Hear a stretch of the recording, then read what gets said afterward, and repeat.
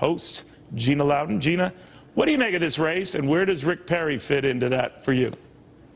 Well, first, yay, Team Cavuto. Congratulations on the new show. Happy for you. Thank you. And happy to be with you today. Secondly, Rick Perry, gosh, I guess like many conservatives, I have three things to say about Rick Perry, but I can't remember the third one. Yeah, so see, I'm you're not being mean. You're being mean. All right.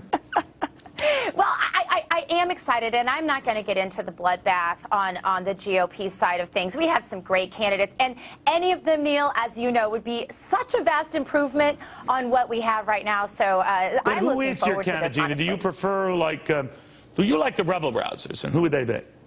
I do like the rebel rousers, you're right. I like little pieces of each one of them. You know, I like the straightforwardness of Rick Perry. I think Ted Cruz is a very fresh, just an honest guy. You believe what he says. I like that about him. I like some things about Scott Walker. I like some of the things he did in his own state. But like I said, any one of them, especially from an economic standpoint, any candidate that has thrown their name in the hat thus far, and in fact, any candidate that has talked about it, would be a vast improvement over this president, and certainly over someone like Hillary Clinton, who half the population knows is a liar and admits they know she's a liar. All right, now, but you didn't answer my question. I love you dearly.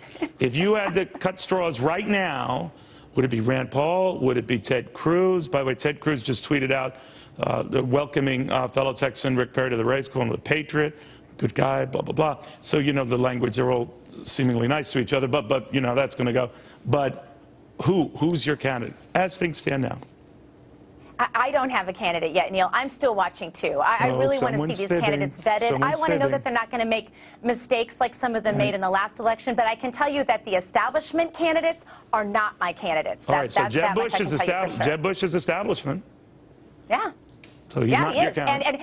But this is what I imagine, you know, with the new polling that came out with comparing Jeb and Walker and saying they are the two front runners. So far, the numbers are still really small. We have a long ways to go, so this is meaningless. But you could just fantasize, Neil, about that first day, can't you? When you see Walker and you see Bush, and you think if they were president, and Bush would, with his white gloves, he'd make some real differences with his appointments, which is one of the first things presidents do. He'd go to the National Labor Relations Board, and he'd make some great changes there. But then you picture Walker for a second, and you just kind of, wow. It would be like you and I in a donut shop, Neil. He would make major damage happen on someplace like the National Labor Relations Board. That was just a gratuitous slap. I deeply admire the fact that you pulled it off so eloquently. Gina, we shall see.